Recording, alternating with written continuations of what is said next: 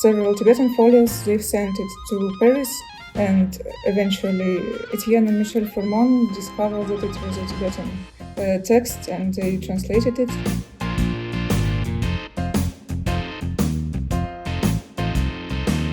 Alla, thank you for doing this interview with me. It's good to see you here. And could you maybe introduce yourself a little bit? Like, what do you do? What is your research on? Currently, I'm a doctoral student at the Ludwig Maximilian University of Munich, and my dissertation topic is entitled The Tibetan Buddhism in the Tangut State, based on the Tibetan manuscripts from Khara-khoto. Okay. And so how did you start working on this? Why Khara-khoto and why Tibetan? For many years, I used to work at the Institute of Oriental Manuscripts in St. Petersburg. I was involved in various cataloging projects because I believe that the catalogues are very valuable. They allow scholars to get access to the sources. They wouldn't be able to get access without them. And one of the projects was under the supervision of Dr. Alexander Zorin, and it was dedicated specifically to the Tibetan manuscripts from Kharakhoto, because Khara-khoto is a very well-known archaeological site. It was not the capital of the Tangut state, but the city on its border. And after its discovery by Petr Kozlov and Zoktobat Majapov, many Tangut and Chinese manuscripts were brought to St. Petersburg, to London, to British Library, and some of them are kept in Mongolia, in China. And among these many Tangut and Chinese sources, there are a few Tibetan texts that were not sufficiently studied because they were in a very poor preservation state. And our project that we conducted in the years 2018-2020, it took us 3 years. We conserved the items that required conservation, and we did the preliminary draft of the catalog of the Tibetan texts. And now I use these sources as the basis of my dissertation project. Okay, so this is still a draft. It's not published? It's not published yet, but also I wanted to add that my interest in Tanguts started long before this project, because when I came to the institute, Evgeny Kachanov, the famous Tangutologist, was still alive, and he was sitting at the table next to me. And I was working with the Mongolian texts, and we used to converse from time to time, and I was very young and foolish, and I asked him stupid questions. For example, one time I asked how to say hi in Tangut, and he replied that probably Allah, we will never know that, because the sources we have, they are mostly Buddhist texts, documents, and they do not contain samples of colloquial speech. Yeah. But Evgeny Kachanov was the person who urged me to engage with this material, with these Tibetan texts. And of course, at that time, I wasn't capable enough to deal with it, because many of these texts are in cursive script. They are in a poor condition, and what I mean by it is that these texts fell apart, and they resemble puzzles, jigsaw puzzles that you should assemble together. And for that, we used various techniques, and it was also a very interesting but exhausting aspect of our work with that collection. Okay, and why are there so many Tibetan manuscripts in Khara-khoto, which is in Inner Mongolia? Well, for the Tangut culture, for the Tibetan state, the Tibetan language and Tibetan Buddhism played a significant role. First, the Tibetans themselves, they lived on the territory of the Tangut state. There were Tibetan communities. And genetically, the Tangut and Tibetan languages are close, but not very close. They belong to the same Sino-Burman family, and but they split their race 2,000 or 3,000 years ago, so they do not resemble each other very much. And the Tangut people, and specifically Tangut rulers, Tangut emperors, used certain Tibetan Buddhist teachings, Tibetan practices as a state ideology. They introduced it on the state level, and they commanded publications of Tibetan text and translations of the certain text into Tibetan. And we know about a few of such translations that were made specifically on the territory of the Tangut state. Okay. And when was this? What is the date of these texts approximately? Well, these activities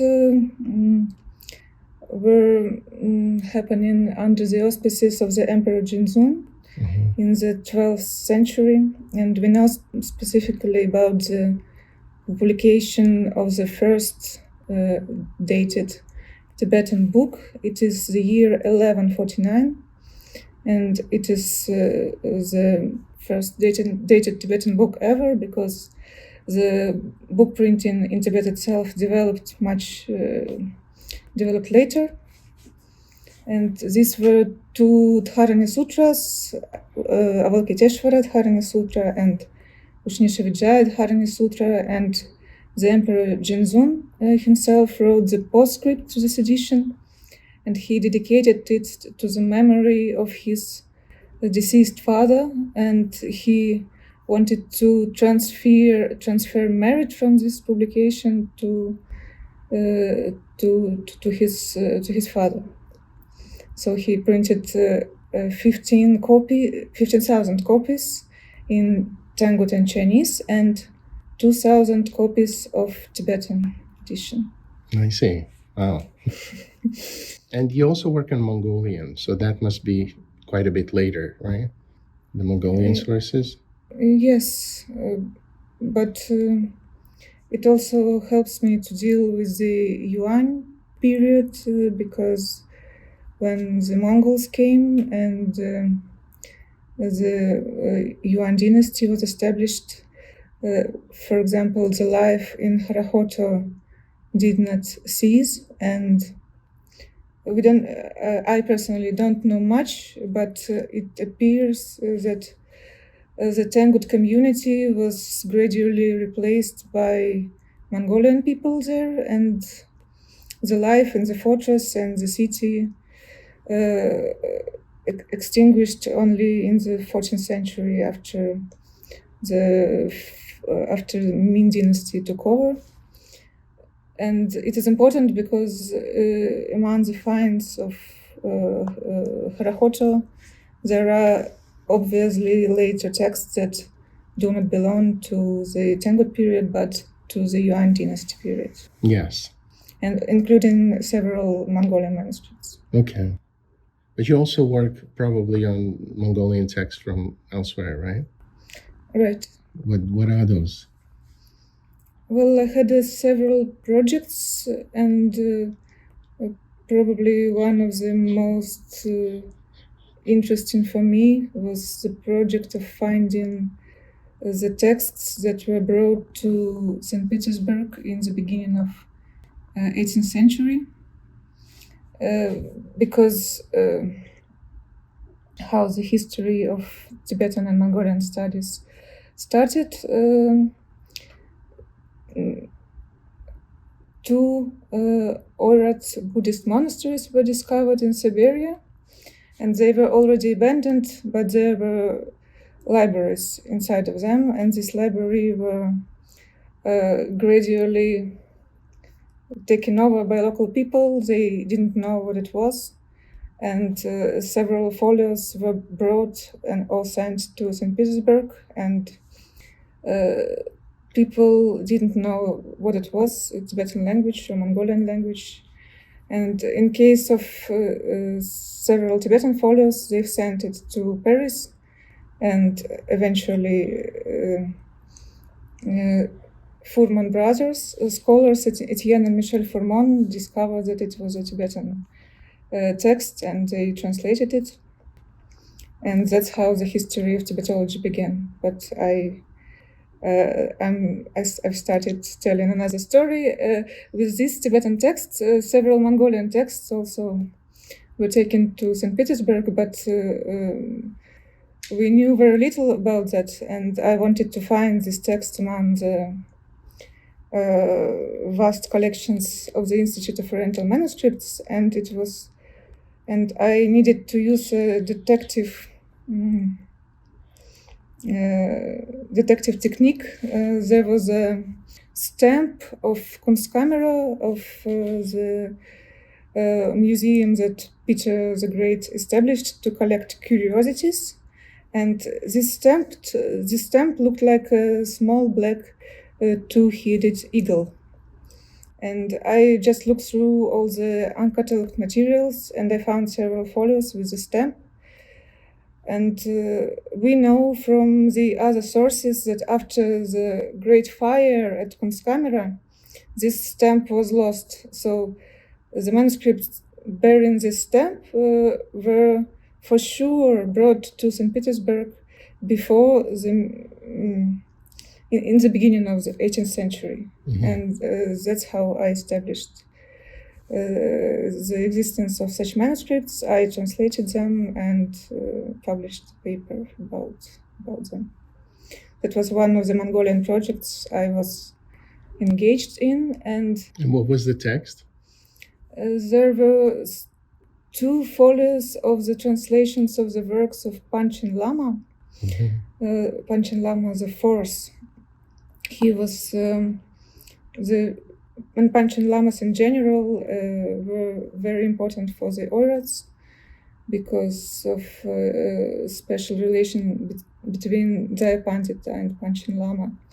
And obviously they were translating the works of Panchen Lama into Oirat language. And these folios are particularly interesting because the translations are Mongolian, but the scribe who knew the clear script, it differs a bit from the Mongolian. It has additional diacritics. The scribe seemed to forget from time to time that he's writing in Mongolian, and he added the diacritics of clear script to his writing, and it was very interesting to analyze this text.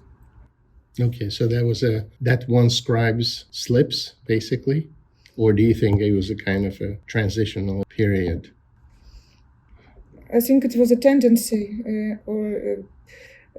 we don't have enough material to judge, only a few folios, but it didn't look like occasional mistakes. It was a tendency.